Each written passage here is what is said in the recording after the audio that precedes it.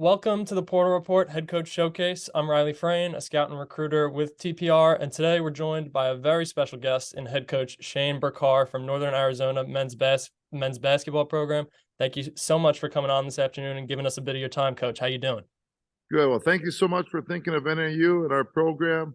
Happy to be on and excited for the questions, Riley. Of course. All right, we'll get right into it then. So Yeah. first off, just how's everything going for you and your staff at NAU right now? Have you guys kind of been able to settle in and re-gear after finishing it out last season? And how have early off-season workouts been in Flagstaff thus far? Yeah, I think as far as our staff is concerned, we had a couple additions to our staff this year. We added Coach Ben Johnson coming from San Jose State. He'll be a big addition for us. We've known each other for almost 30 years, over 30 years now, back in high school, for crying out loud. And, he brings a wealth of experience. And then we hired a younger one, Tim Russo, who's coming as my GA from the defending champs at UConn. So really excited about our staff.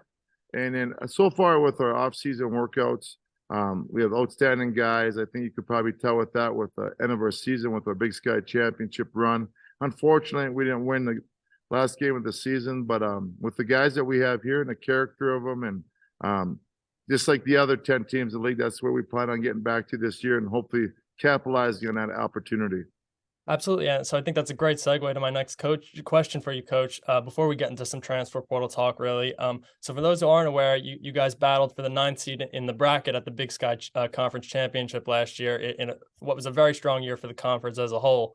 And despite having to play from day one of the tournament, you guys put on a Cinderella run to the finals where, you obviously fell eventually in a tough matchup to Montana State. So I was maybe wondering if you could just, touch on that incredible run that you guys put on, all the amazing work you guys, put in late in the season to keep fighting, and, what it really says about the program you're building at NAU. Well, thank you for acknowledging that, Riley. I'll go back to our first two games of our Big Sky season. We went up to Pocatello and then to Ogden, and we didn't play well. We got beat pretty good. And I'll tell you what, it was New Year's Eve when we got beat up at Weber State, and I could tell we had something special brewing, at least you think so. It wasn't like we were, beat up mentally or physically or anything. It's just like, hey, we got to get better. And in the next 16 games, if you look at our last 16 games of our season and conference play, they were fist fight games. We had some unfortunate losses. But I'll tell you one thing about our team, and in particular, Carson Telt being a leader. And, we've lost Jalen Cohn to the transfer portal, which I'm sure we'll get into. The guys in that locker room, we stress no locker room lawyers. It's about us. And the season, we did not have a good season record-wise, but it was so enjoyable coaching those guys because there wasn't any, I won't say the word, but there wasn't any BS in the locker room. There wasn't any locker room lawyers. There wasn't any, well, that team is bad because they don't get along. There was nothing like that whatsoever. And we got hot at the end of the year, and we lost a couple close games that we won. And we really believed that we were going to Boise to win the tournament. Not saying that we're going to go up there and win or guarantee anything like Joe Namath did in Super Bowl III, but we had that confidence that we had all season long. And I think that to make that run against Montana State and, come up 7 points shy of going to the NCAA tournament and having a lot of our core guys back, I think now we want to be really good in those 18 regular season games in conference. And now I like the word that you said. I think you used the Cinderella story. We're going to Boise hopefully to be one of the favorites. And I say that humbly because the other 10 coaches in our league are doing the same thing. But that's kind of where we are in building this program. It's time to win games now. Mm-hmm. So you talked about the enjoyment of really coaching last year's roster. And I think in particular, you take a look at that roster and you see a lot of talent that's transferred in. I know you mentioned Jalen Cohn in particular, but even guys like Xavier Fuller, Leon Lloyd, and Trenton McLaughlin, who we'll see all on the roster next year, they all found varying degrees of, success with you at NAU. So I wanted to ask for you and your staff in building last year's roster, just how crucial was recruiting through the transfer portal? And what do you think it really is about NAU in particular, and maybe your staff as well, that has led to transfers finding so much success with your program? Yeah, well, let's start with building our roster with Xavier Fuller. I coached Xavier Fuller in high school, if you can believe that. And I've known him since he was a little guy, and I coached his older brother, Aaron, went on to play at Iowa on USC, and he transferred back in the old days, about 10, 12 years ago. He played for Coach Licklider and then played for Coach O'Neill at USC. Which, that was a different thing going Midwest to back home to the West Coast, if you will. But someone that you talk about with an Xavier Fuller or with a Trent those are guys that we know. And, you know, Liam, we knew Liam too, being from Spokane and going to GCU. And he signed so early at GCU, so we didn't really recruit him hard, but I sure followed his path. And to have three of those guys who had all Arizona connections, you know, Trent playing at Basha High, going across the country to Central Connecticut State. And then when they go in the portal, we're very aggressive with those guys. And we're fortunate to get them. You know, Trent Liam started several games. Xavier started every game that he played for us last year. He played every game. So I think it's very pivotal to recruit those guys that you know. You can't afford to really miss on a portal guy if you expect him to play. What we're doing right now, Riley, is we're still recruiting freshmen, maybe to develop them, or maybe they come and play. You just don't know what a freshman, but we want guys, if we're recruiting, to be fair to them with their options, a portal player to come in and play immediately and help us. Mm-hmm. And I think those three guys you mentioned did exactly that for us. Yeah, so you kind of mentioned really developing those connections there. Obviously, you're not an Arizona native, but you're a guy who's really been, you know, enthralled in the Arizona basketball community, having coached high school there for a number of years, and now with Northern Arizona. So I wanted to ask, you know, looking ahead to this offseason and the next season as well. Obviously, you've had a pretty big recruitment here, securing a commitment from Pepperdine transfer Carson Basham. So I wanted to ask, what was your relationship really like, you know, with him, obviously as an Arizona native himself, and what was the staff's reaction like, you know, when you were finally able to secure a commitment from Carson? Well, you know, I shoot it straight. So but let's take a step back on that. So I'm from Michigan, proud to be a Uper, but my professional career, out of my 26 years, 25 have been in Arizona and one of them been in Kansas. And I'll tell you what, my professional career, I'm proud to say I'm from Arizona. And I think we have 7 or 8 guys from the state of Arizona. Anybody not from Arizona will be an outlier for the most part. But so my relationship with Carson Basham is long and short. So what I mean by that is I'm actually in a gym right now in our rural activity center. And I remember I was over in a corner over there. I know I'm pointing on Zoom right now. And I was the first coach to offer Carson Basham when I was an assistant coach here. Mm-hmm. He was at Sunny Slope High School at the time. I think it was the middle of June, right when you could talk to him. And then he had a great summer. And, you know, at that time, he wasn't going to play in a Big Sky. And then he committed early, too. He committed early to Coach Romar at Pepperdine, and he's a done deal. And, you know, I'm good friends with his high school coach. And then Oakland Fort was his high school teammate. And he went on to Compass during COVID and through our AIA here in the state of Arizona, not having a season. Then they had a season. So we always followed Carson. I always root for Arizona guys. Even if we don't get them, I still root for them. And we played them Pepperdine this year. And truth be told, after in the game, I said, oh, my goodness, wouldn't it be great if Carson went in that portal sometimes? And then when he went in the portal, I saw it, and I got a text that he went in the portal. My heart started racing. And so I called him right away and said, hey, we're interested. And we recruited him. And, you know, the good part of the story is he committed to NAU. And, you know, maybe a little bit because of the coaching stuff, but I'll tell you more than anything, really, hitting on our success is our new $47 million practice facility, student-athlete high-performance center. When I say practice facility, we have our own locker, we have a practice gym with the women, but the unique part of our student-athlete high-performance center is all the athletes, it's their home. The academics are there, our nutrition station's there, our weight room is there. So for a student athlete to come in here and see what we have going here in Flagstaff, I think that's what sold them more than anything. And our run to the Big Sky Championship tells people that we're for real and just the relationships we have from within our state. Yeah, absolutely. So you talk, you know, so obviously you said kind of short but long there in terms of your relationship with Carson. Yeah. You know, it's unique. Because when they commit, you can't talk to them anymore. So it's been kind of unique. You've been following him since high school, and obviously you mentioned you got to play him at Pepperdine last year. And I think he's a really unique player, obviously a 6'10" big man who put up some great numbers last year, is really good defensively. So I want to know, what do you think most excites you about what he's going to bring to your program on the court as well? Chip on his shoulder. I think before Pepperdine got into West Coast Conference play last year in non-conference games, I could be wrong, but I think I'm correct in this. He was leading the West Coast Conference in blocked shots. Mm-hmm. That's something that we need. We need a rim protector to help our 2-point field goal percentage. We want to be aggressive, keep our man in front, and he can protect us at the rim. That's what excites me basketball-wise. And the other thing is that since he's been here, he's been very hungry. He gets along with the guys. Again, the character of our team, he feels good about it. I think when you feel good about yourself and you have a chip on your shoulder, I think that's when you can really perform. And, as far as the transfer portal goes, this hopefully is his last stop. He's going to be a junior this year. He'll be a two-time transfer. And I think he's a happy young man. And we're going to try to expand his game, let him shoot, pick and pop, and be a rebounder with Carson Tout, who led the league in offense rebounding last year. So I don't know, we'll have to come up with some kind of gimmick with Carson and Carson Rebound Factory or something. But all those things and how he adds to our team, I think it's very exciting that you can pencil him in, and it'll be in pen by the time we hit the season, is that he'll be a starting 5-man.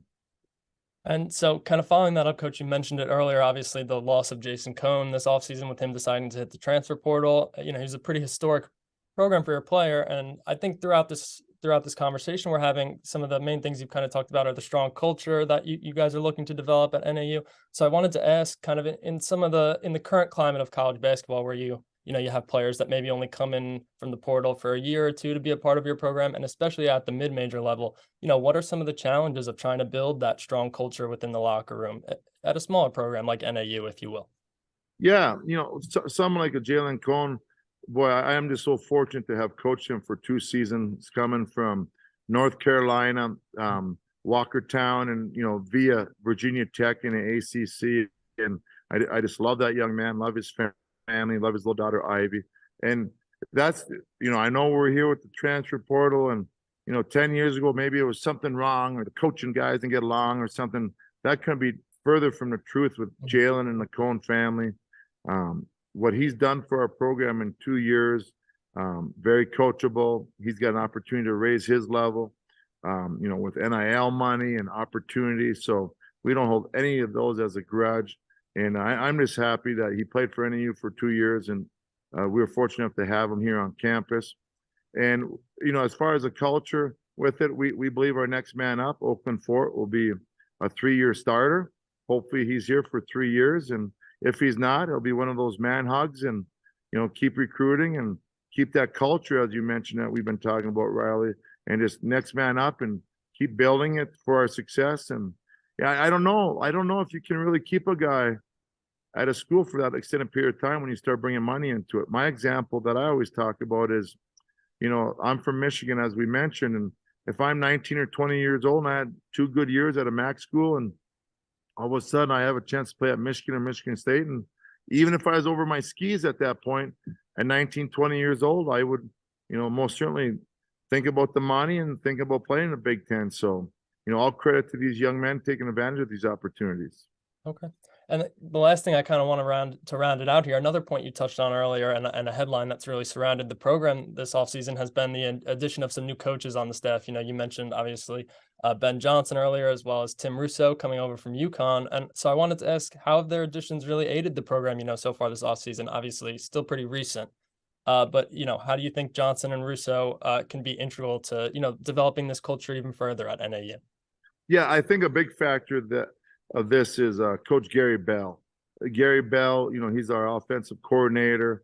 He does a great job with all of our guys. I think when you have someone like a Gary Bell, someone who's a loyal guy, he's a top 50 player coming out of Seattle. You would never know at his age that he even played. He's so humble, and he's a hungry young assistant coach. So to be able to go and get the other 2 men that you mentioned couldn't happen if you don't have a solid man like Gary Bell here on your staff. And we'll just go in order of the hiring. Is first we got Coach Ben Johnson, somebody that we talked about at the beginning of it, that we've been friends, I'd say, for 30 years, but he really, when I was a high school coach, he really recruited our high school really well. And when you go on these recruiting trips and kind of go sit by some of your friends, and Coach Johnson was somebody that I always try to seek and try to get some mentorship with his experience. And then a funny story with Coach Russo, with Tim Russo, is at the Final Four, I knew I had a position open, and I had a very open mind with it, and we had a lot of good candidates. And I just came to something where I got to meet with Tim at UConn's hotel when we were in Houston, sat down with him for about 30 minutes between his job duties, and we really hit it off. And someone he kind of reminds me of myself a little bit. I didn't play at a high level, and just a worker and kind of cut his teeth. And I know he's a lot more fortunate than I was. He's had a job at 24 years old, but somebody who went down to Tampa, a Division II school, to go earn his stripes, and then his staff at University of Connecticut spoke very highly of him. And I think when you have someone like a Gary Bell and Ben Johnson and myself, with some experience, we can have a younger assistant who's hungry, and we can help him be a little bit green, but who isn't green at 24 years old. But the one thing that he has that we don't have, he has a national championship ring. Yes. And he's very humble about that. He says he has very little to do with it, but should help us with recruiting. Well, that's very exciting. Obviously, having someone join from UConn for the program, certainly, pretty big. Yeah. All right, Coach, first off, I just want to thank you again, so much for joining us. It's been a pleasure speaking with you today. But before we sign off, I kind of wanted to give you a chance to give you the floor, here with the last question. So we've talked about finding some success, to finish out last season, obviously the recruitment of Carson. We touched on the new pieces that'll be joining the staff, as well as some of the guys that are already there that have really done a great job. And so it seems like there's a lot to be excited about surrounding, NAU basketball heading into next season. So I want to ask, what's your message to the Lumberjack fans out there and really the Northern Arizona community as a whole, as you guys, look to gear up for next year? Well, as I sit here on a Tuesday afternoon on June 20th, I think that, our recruiting has been phenomenal. I think our athletic director, Mike Marlowe, the commitment he has made to winning, I think a lot of people talk about it, but when he gets here and he, is able to build a $47 million building, and just his commitment to the program and his leadership and the confidence he builds in myself and our players and the care for it. And then you talk about our players. Our players are a big part of our success. I think the recruiting is your lifeline of college basketball. And when you have facilities like that, and now the other part of it we have, Riley, is the success that you mentioned. It's not fool's gold. We have something to talk about. I think if you study the history of sports, that people who really stick together at the end of the season, they have an opportunity to take off. And as I said, we're going to Boise. Say it humbly, because I'm not that guy to be trying to put a feather in our cap, but we're going to Boise to win a Big Sky championship every year, just like the other 10 schools. And I do think our momentum with our new building and our players and the recruiting that we're doing, it really sets us up for long-term success here. If I can brag about our guys a little bit, we came in with a 3.49 GPA. We just finished a second day of camp, and we have 274 campers here.